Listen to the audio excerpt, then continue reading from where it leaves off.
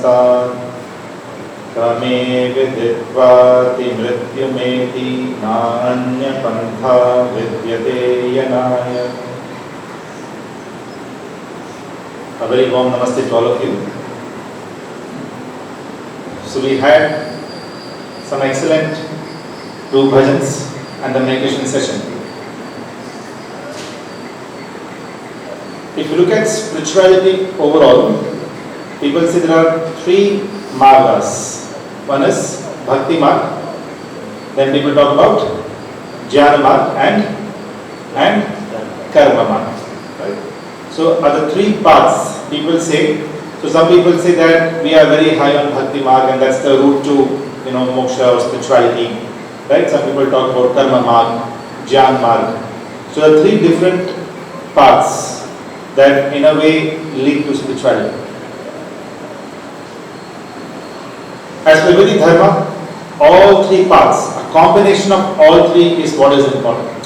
It's not only one over the other.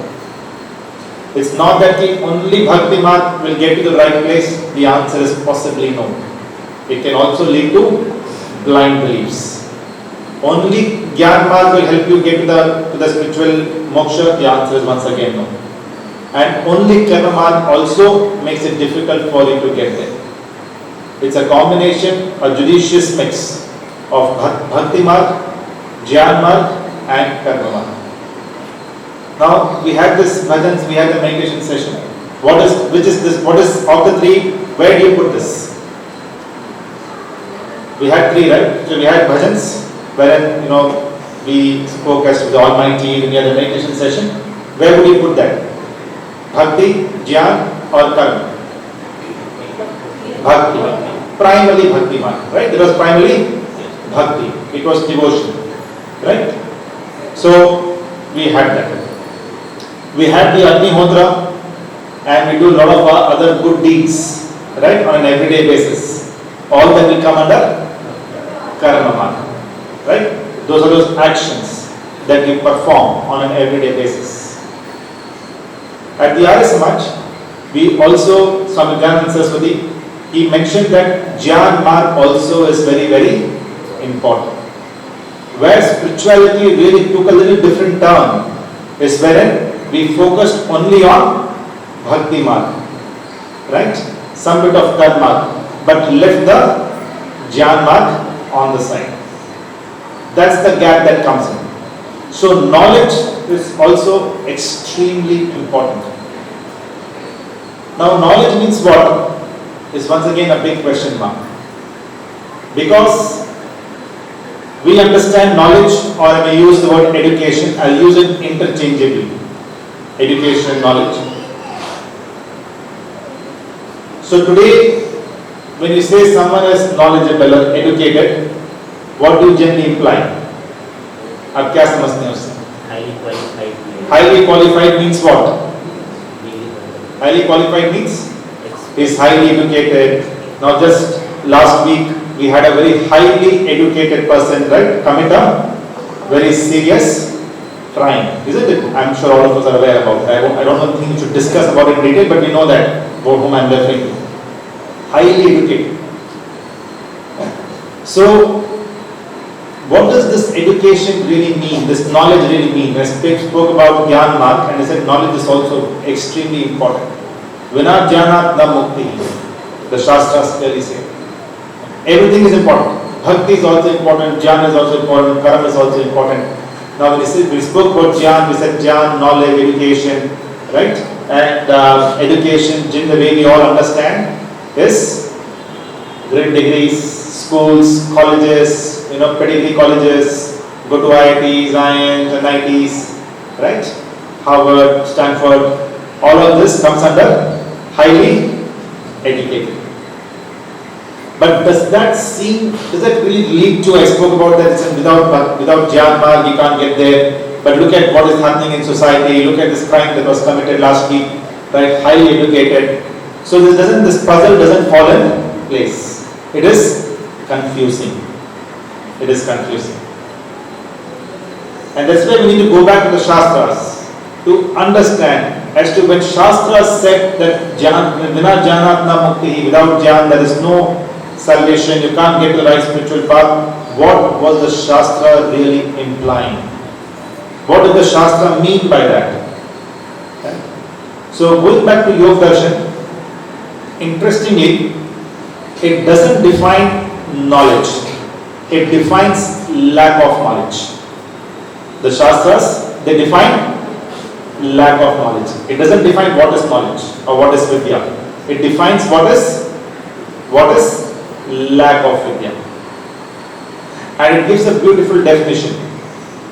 It says, Anitya, Ashuchi, Dukha, Anatmasu, Nitya, Shuchi, Sukha, Atma, Khyatihi, Avidya.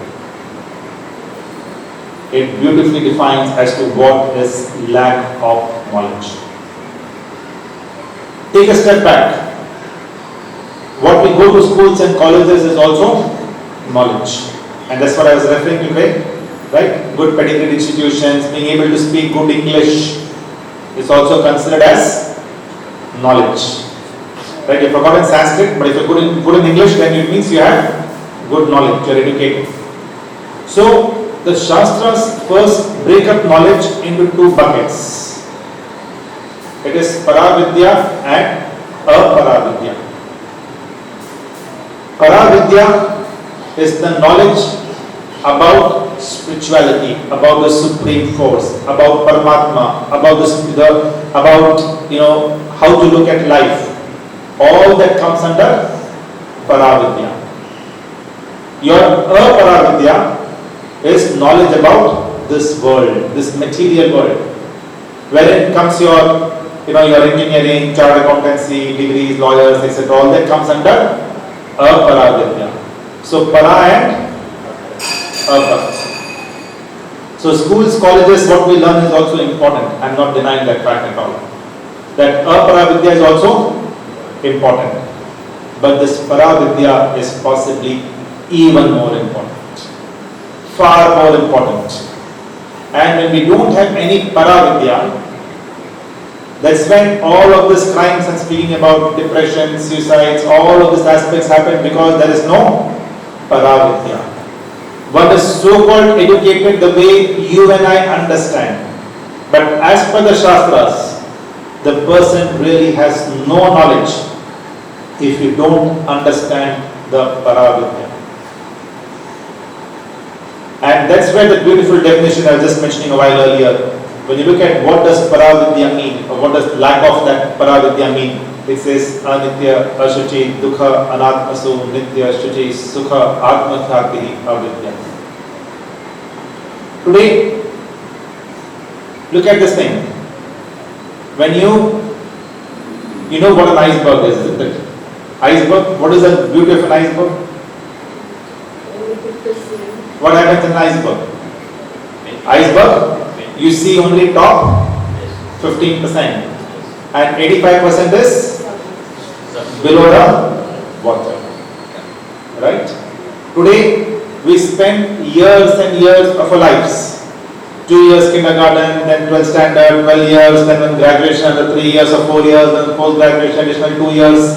How much is this? 2 plus 12, 14 plus 3, 17 plus 2, 19, at least 19 to 20 years, at least, we spend on gaining Aparavidya. And then finally we have a one-pager. What is that called, one-pager? Your CV. Isn't it? We are working for this 20 years for that one page. That one page is our CV. And this one page is like that 15% of the iceberg. You send someone your CV, looks very impressive CV, it's only 15% of the iceberg. This 85% of the iceberg is below the water. And that 85% of the iceberg is nothing but the concept of your Paravidya. It's a concept of your value systems, concept of your mental strength, concept of your resilience. All that can be seen on a CV? No. Isn't it? Can you see from a CV, can you say how resilient the person is, how honest the person is, integrity the person? right? You cannot see on the CV. CV gives only your 15%. This 85% comes from spiritual knowledge. We all do have some spiritual knowledge. It's not that we don't. If you speak a truth, that's also because of spirituality, isn't it? You help someone, that is also because of spirituality, right? But you get further and further on this path once you understand the Vidya also properly. As I mentioned, there is Bhakti Marg, Karma and Jnana. All three combinations is important. And this way when you get to this Paravidya, this definition becomes very, very interesting. So it says that Anitya, Ashuchi, Dukkha, Anatma. So it talks about four aspects. Talks about four aspects over here. And we say that Anitya. Anitya means what? Nitya means which is permanent. Anitya, which is temporary, which is not permanent. We interchange the two. What is permanent, we think it is temporary. What is temporary, we think it is permanent. This is one of the four aspects. How many aspects are there? Four. So first aspect is, what is temporary, we start thinking it is permanent. What is permanent, we start thinking it is temporary. Let's take an example. So, are we all permanent in this world? Will we all be there forever? Will we die one day? Yes. When I ask you this question, you possibly say a yes. But in an everyday life, do you really think that death can come at any point of time? I can die today. Do you think about it in the morning? No, right? When you get up in the morning, during the day as you work, this death part does not strike you. You think you will be there for a very, very, very long time, isn't it? You don't think about death at all, right? Only in two places a person thinks about death. One, when he goes to a hospital, goes to an ICU, right? You see the patient lying over there and you definitely think about death. And the other is, if you go to a cremation ground, then also you think about death. But barring these two instances, in your everyday life, do you really think about death? The answer is no. You think you are there for a very, very long time. Right? Because I asked you a specific question, seeing the spiritual aspect, you said yes, we are all temporary. But otherwise, we constantly think that we are permanent. Right? You buy an expensive watch, you buy a mobile phone, you buy a house, you buy a car. Do you think your association is permanent or temporary? We think it is permanent. Right? You have bought this expensive mobile phone and you think that now your relationship with mobile phone is permanent. You're not thinking that this relationship is only temporary. Will there be a day when this relationship will be broken? Between you and the mobile phone, an expensive mobile phone or whatever, a jewelry or whatever, your car, will this relationship be there forever? The answer is no. One of it will happen. Either the car will get very old and you will dispose it off, right? Or you will not be there. So one of those two things is bound to happen. This relationship between this car and yourself is not permanent.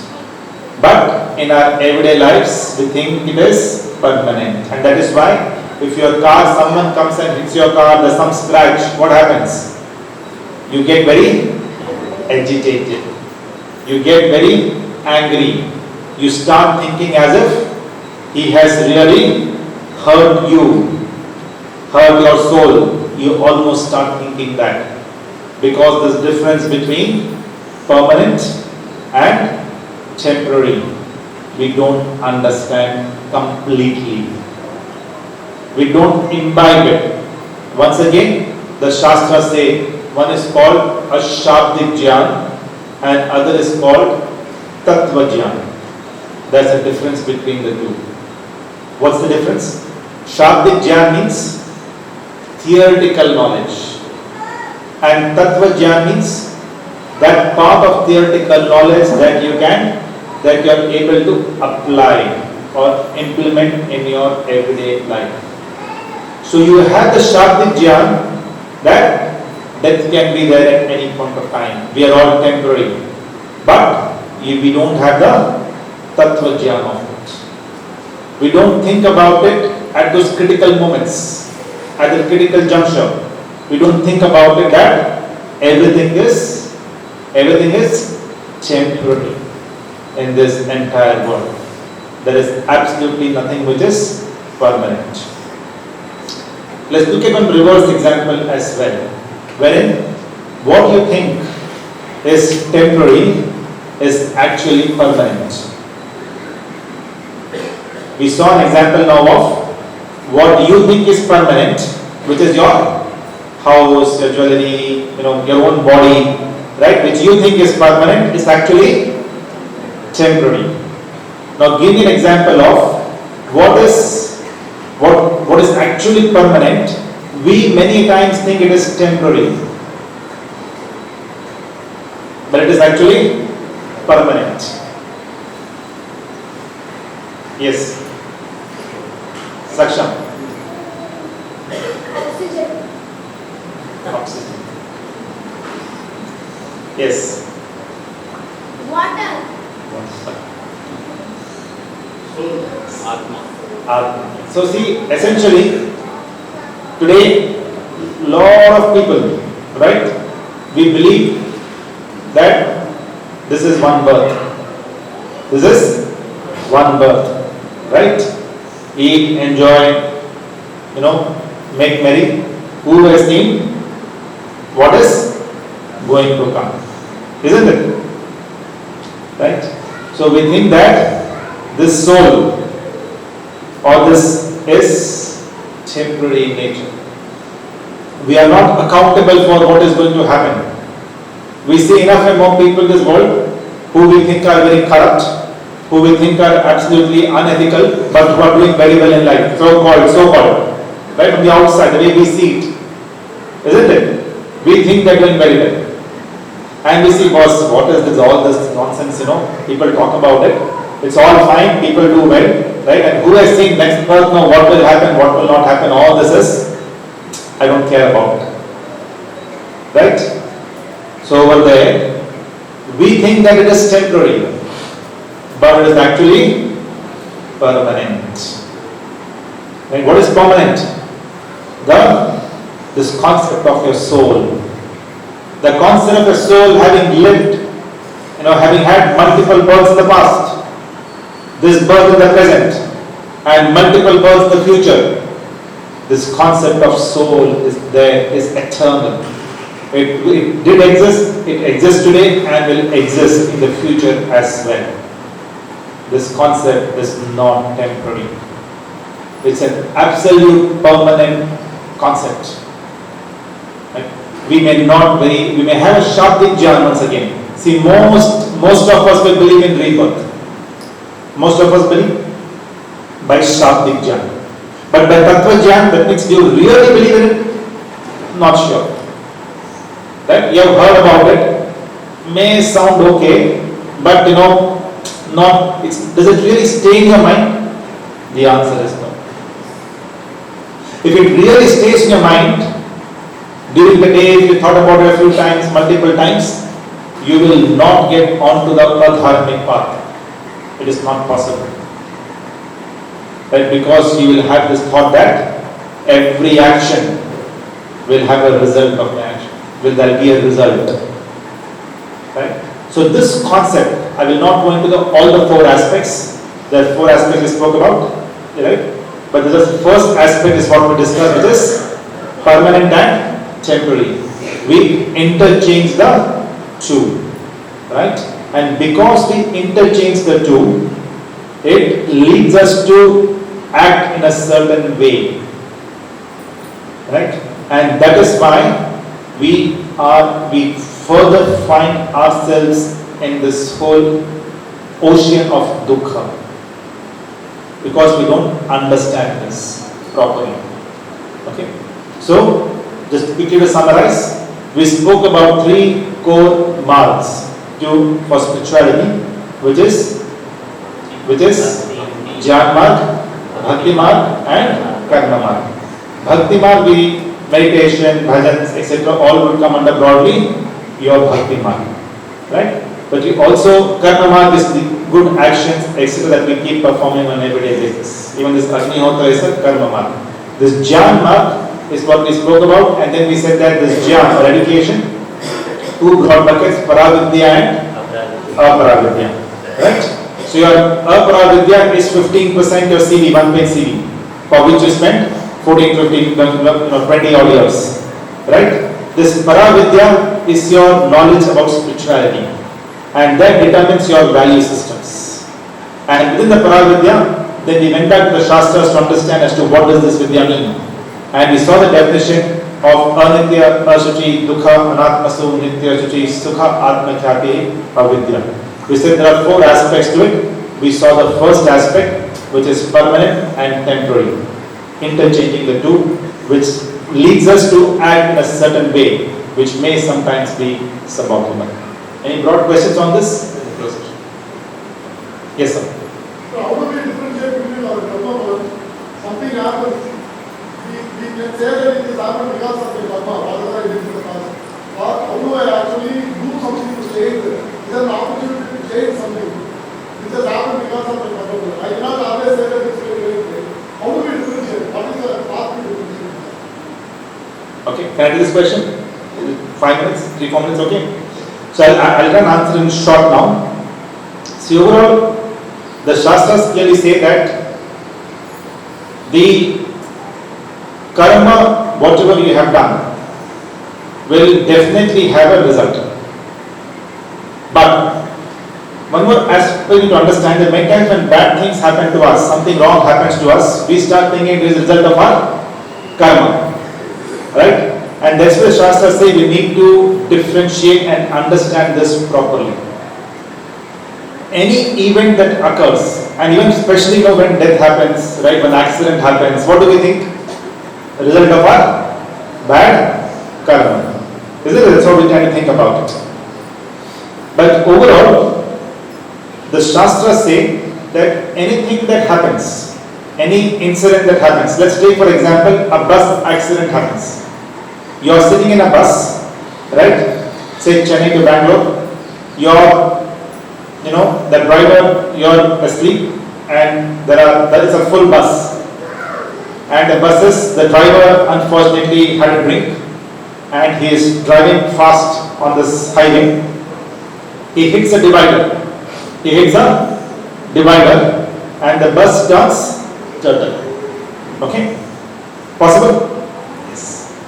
Now, a few people get killed. A few people, they get seriously injured. A few people, nothing happens. They are absolutely fine. Okay? Possible?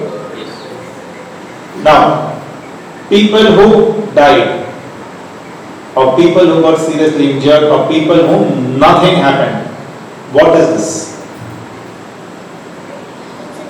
Is it effect of the karma, sir? Not sure. Isn't it? So people who died, people who, lost their limb for life. Lost their limb for life. No fault of theirs. For no fault of theirs. Right? You're just sitting in the bus. Right? Is this their bad karma? That's a big question. Man, we all grapple with this. Isn't it? The Shastras say that if you interpret this incident, there are 3 aspects out here. One is the consequence of an action. What is it called? Consequence. Okay. One is effect and one is the result. There are 3 things. Consequence, effect and result. There are 3 things. This bus accident happening a few people dying, few people seriously injured, few people complete nothing happens, is not a result of their actions. It is not a result of karma. How can it be? Let's take a step back. Did this driver know as to what karma who has done? No, right? The driver does not even know you, who you are. If this driver has been by the supreme force, has been directed to do this so that you get your result, then why do you want to punish the driver?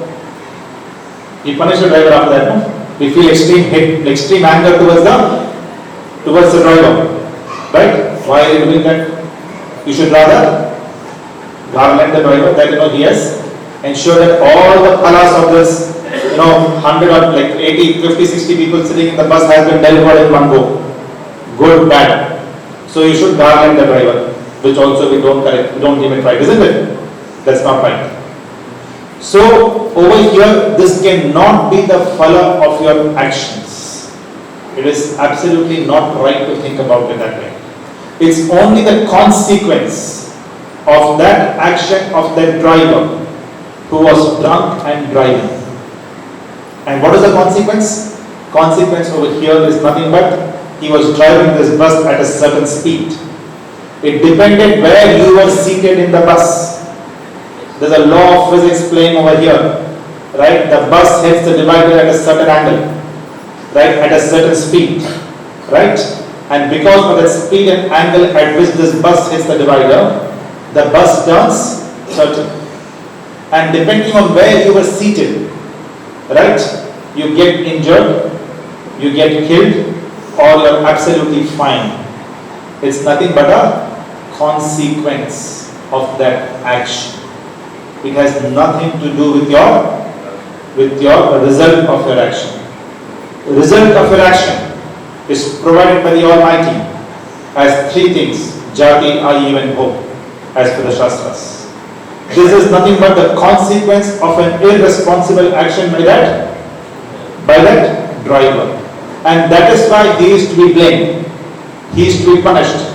Because the consequence of his actions was not like he did a very, very irresponsible thing which led to some people dying, injured, etc. So the three aspects: consequent, result and effect. I know you'll have multiple questions around this. It is not something that I can finish in. It will then at least take me at least half an hour to kind of cover this in more detail. But at a very broad aspect, there are three things. And we need to see this in the right context to see as to what is really phala of an action and what is purely a consequence of an action. A child taking a knife and cutting, playing with a knife and injuring himself. Is it a phala of his action? Not in one sense, yes, but it's also a consequence of his. Not that he did something. It is not that previous janmas or some wrong he did and that God has really got him to take this knife and cut himself. No, God is not driving his action to then take this. You don't understand anything, but I am giving you the whole thing. You take this knife, cut yourself. No, it's a consequence of his action, right? So we need to understand the right context. This karma phal theory is a very complex thing, but it's extremely important for us to understand. It is part of the Paravidya, because when you understand this karma phal theory to the extent you can, it helps drive certain actions. Also, when you get into such situations, you are in a better state of mind to think through them, right? To see as to how to accept some of these realities that may strike us, isn't it, at any point of time? So, I will, keep this answer to this question limited at this point. I know it's not complete, but for the sake of time, I will leave it here. This 9:40 I think is closed now, and we'll maybe have a discussion in the future weeks. Om Shanti Shanti Shanti Sarvebhyo Namah.